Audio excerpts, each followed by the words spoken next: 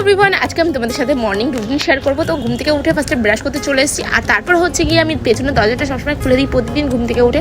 আর এখন কিন্তু গম কাটা হয়ে গেছে, আর সেই জন্য কিন্তু বাচ্চাগুলো খেলাধুলো করতে আসে, আর আমার তো খুবই ভালো লাগে, আগেকার দিনের কথা আমার মনে পড়ে যায়।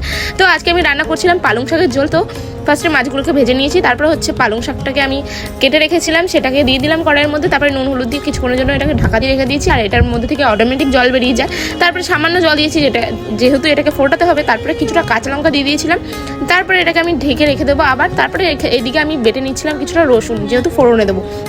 তারপরে আমি এটাকে নামিয়ে নিয়েছি, নামিয়ে নেওয়ার পরে এখানে আমি রসুন দিয়ে দিচ্ছি কিছুটা, তারপরে দিয়ে দেবো রাঁধুনি।